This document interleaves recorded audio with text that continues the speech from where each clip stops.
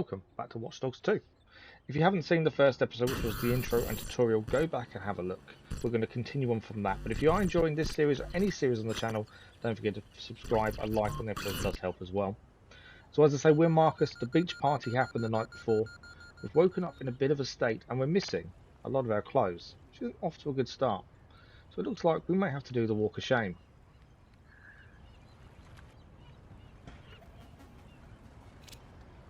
Damn. I guess I was lit, huh? Like Mardi Gras. Go get yourself something to wear, and I'll tell you where to go next. Oh, and you'll need your phone ready for operations, so hit the store and download your apps before you get here. Damn, walk of shame on my first day. So we need to go and find ourselves some clothes, and here we are at the clothes shop. We're not going to show you us selecting clothes. I'm not a massive cosmetic fan, as most of you know. So we're just going to show you the outfit we picked at the end. I'm sure it will change naturally. There we go. I wasn't aiming for one particular style or anything. It's just what it is. All right, Satara, so where you at? Sending you the location and the passcode for the door.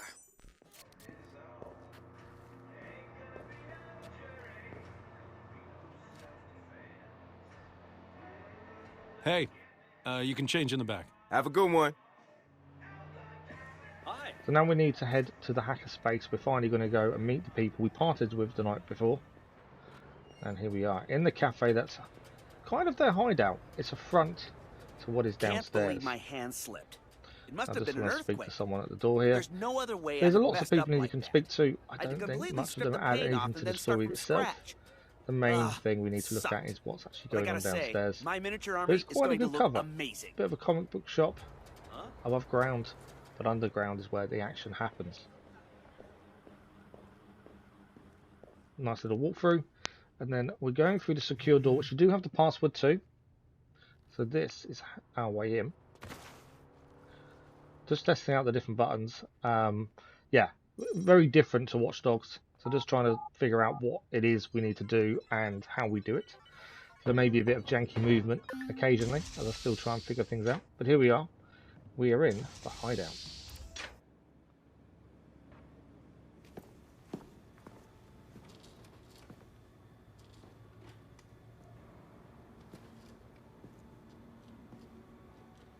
Yo! Finally. So Josh and I spoke, and fucking over Bloom has been a long-standing project. All right, you need two things to take down Bloom. You need to get people to rally behind your cause and separate you from the trolls. And we need bots, and a lot of them to handle the data CTOS is processing. Thank you, Josh. We spent all night modifying our app so you can get followers to download the app, and we can use their processing power for the cause. This is happening? It's really happening? Yeah, man, this is happening. You better get to it. Hell yeah, man! Barbarians are at the gate and ready to bust some Roman heads. Yeah, we're gonna focus on some high-profile ops, playing for exposure and laughs to get people to download our app. All right. Don't worry. Start with something fun. Marcus! Haha, check you out! Alive and dry. I wasn't sure after your moonlight swim. Come here. You've got to check this out.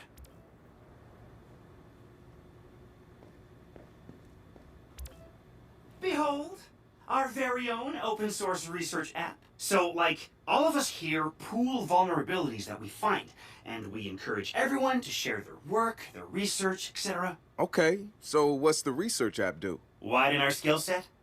Make us irresistible to the gender of our choice? What, so it's like a I know Kung Fu kind of deal? If Kung Fu was a gender and not so 1999? Absolutely. So the first thing we're going to look at after meeting our colleagues, I suppose you'd call them, is skill points. Now, I'm not sure what skills we really need to be aiming for, or what is good and what isn't. Generally hacking, as that's generally who we are. Marksmanship, I think, will probably not touch too much. A lot of the skills I'll do away from the videos. There's no need to show every time we upgrade something. I personally don't think anyway. So we're going to do the botnet upgrade, as that increases the charge we have. That should be useful for hacking. There's a vast majority of skills. We're not going to look at all of them today. It'll just be a brief quick look. Sleight of hand. Nah, we're not, as I said in the previous episode, we're not really going to use weapons that are going to kill people. So pistols, rifles, shotguns. The aim isn't to use any of those. We're going to try and be as non-lethal as possible. There will be times we won't have a choice, I'm sure. For the time being, we want to stay non-lethal as much as we can.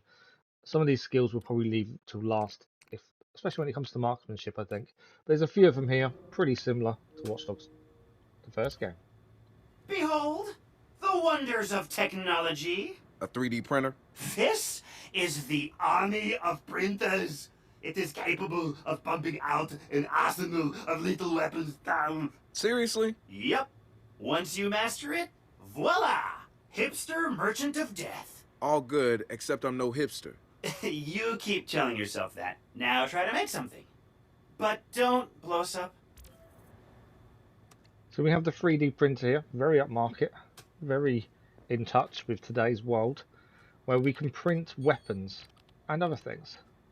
The first thing we need to do is actually print a weapon. Now, as I say, we're going to go non-lethal, but because we have to print one, we will do so. I don't want to use it, obviously. We want to stay with the stun gun. Let's have a look what weapons are. There is a vast majority of weapons here, though, isn't there? Look at that. But again, as I said in the previous episode, I can't see how Marcus would know how to use a lot of these weapons. Not to great accuracy, anyway. You can change the colour scheme of weapons as well. We've got to do one, so we'll print the pistol. It's the most basic one. And again, I'm going to try not to use it. Even in really bad situations, I'm sure there's always a way out. There we go, our pistol has been brought, or printed, I should say. It's a pistol, I'll give you that. It doesn't look quite real, does it, coming from the 3D printer, but I'm assuming that's the purpose behind it.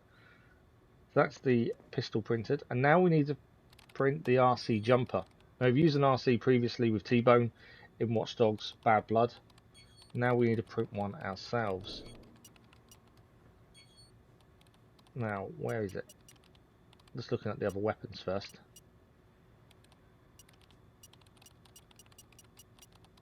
Okay, just trying to, where is it?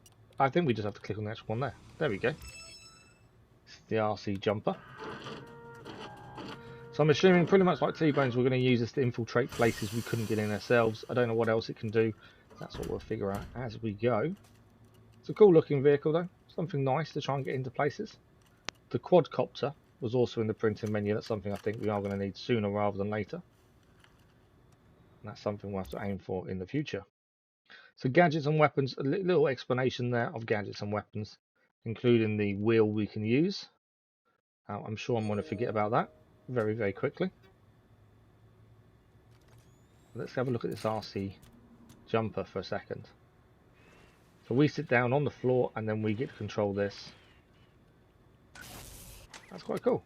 It's something different. It's something we can hopefully use to our advantage as we go through the game, and I'm sure there'll be a lot of opportunities to try and use it to infiltrate different places.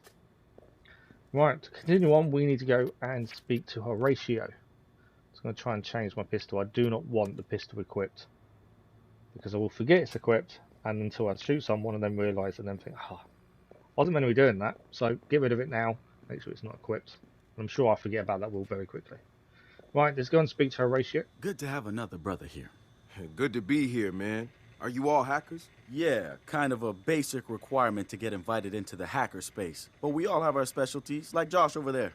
Always building shit that shouldn't work. Now he's trying to build this big-ass drone. And Wrench? Good engineer, too. But better at breaking shit apart. And yo, Satara? Sis got skills as an artist and a graphic designer. Without her, dead sex walking around without a face or voice. What about you? What's your superpower? Tactical coordinator or cat herder. Take your pick. I make DedSec go where it has the most impact. You heard of Primate? Those are some real dirty hacking motherfuckers. Yeah, I've brushed up against them before. It wasn't pleasant. All right, that's what I like to hear. Link up with me when you're ready to do this, and I'll fill you in. There's always someone running ops against Primate. Bet they'd love your help.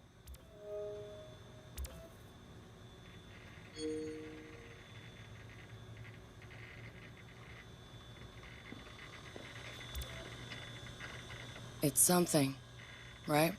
This whole place is something. We used to keep track of news feeds on here, but now it's our follower wall. So it knows if we're trending? No. It's based on hard values. how many people downloaded our app, how much processing power we have access to, you know. Nice. And, speaking of which, we're downloading the DedSec app into your phone as we speak. When it's ready, open it up, click the suggested op, and hit the park outside so we can test it. Sounds good. One more thing. I put a reminder on your phone so you remember what we're gunning for. Get enough processing power to take down Bloom.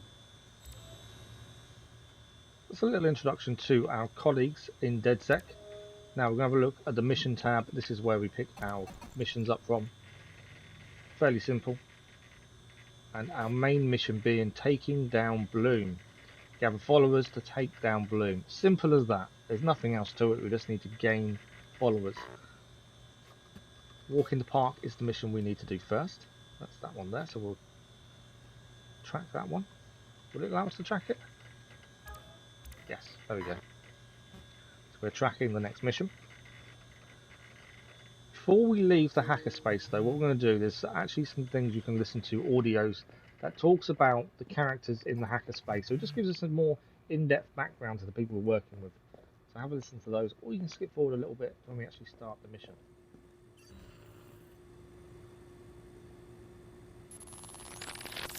The wrench. Man, what to say about this guy? Some freaky shit going on right there. I'd like to say he's actually a sensitive, charming guy beneath the harsh exterior. But I'm pretty sure he's a fucked up motherfucker all the way through. I don't even know who first recruited him. He just started showing up at local hacker spaces and building his tools of destruction. At first, I thought he was trying too hard. Like he was a FBI plant or something. But no agent is gonna pull the kind of suicidal stunts this guy does. I think the truth is, Wrench doesn't care if he dies, but he's not going quietly. Even so, I'm glad we've got the Wrench on our side. One of the group's biggest problems is lack of GSD, getting shit done. The Wrench is pure GSD, and he brings his own sledgehammer. He's not some dumb thug either. I've seen some of his code. He's legit. Probably why he's interested in DedSec and not some street gang. You know what? I take that back. He might actually belong to a street gang. Who knows? One thing I do know about Wrench, the man hates Bloom. I mean, hates them. I can't get the why from him. It's obvious he wears the mask to avoid facial recognition, but what's he hiding from? He's not saying. DedSec found Josh, hot sauce, posting anti-CTOS videos on Invite. Kid had a plastic Halloween mask over his face, a skull, but like the worst dollar store skull you could find. You could see his eyes through it. Big no-no when it comes to avoiding a profiler. He had a distorted voice, but he didn't change his speech patterns. See, Josh, he's high-functioning autistic, which means he's got a very specific way of talking.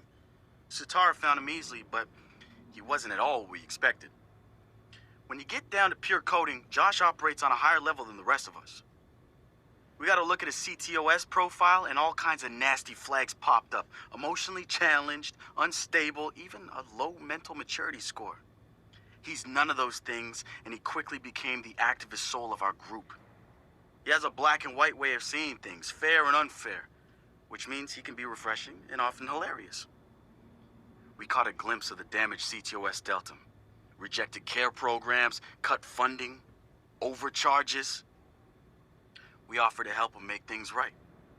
When we met Josh, he had the right intentions and the wrong approach, like a laser putting on a pretty light show instead of burning holes. If Bloom's system wants to make him unemployable, damn straight we're gonna snatch him up and point him right back at him.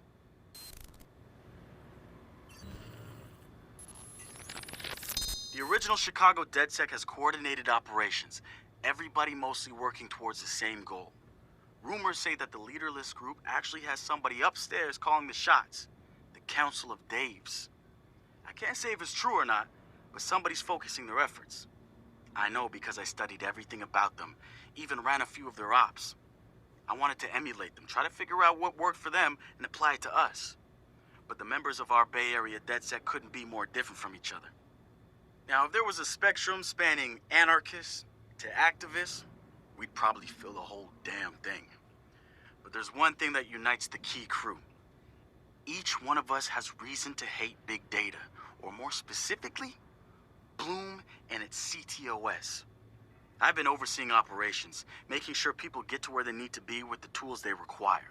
I've got eyes on the big picture. The way I see it, I've lit the fuse. It's only a matter of time before Bloom feels the DedSec explosion.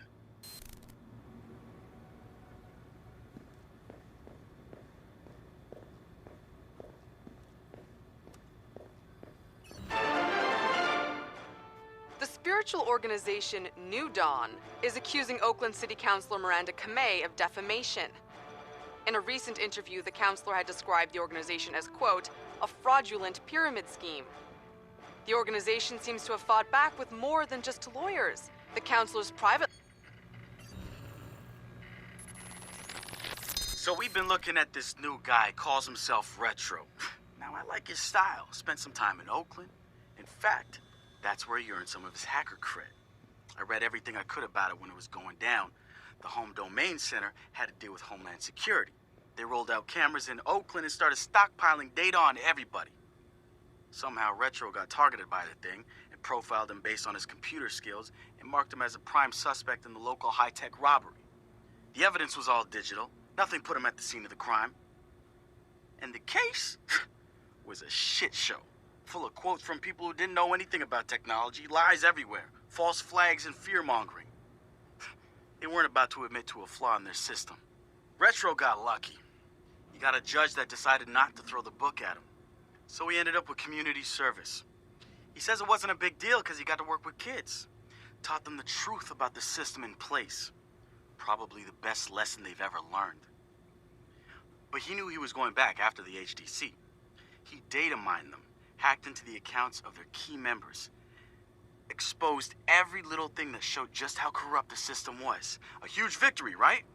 Yeah, maybe not so much. Oh, he spanked the HDC, no question. Got the program shut down hard.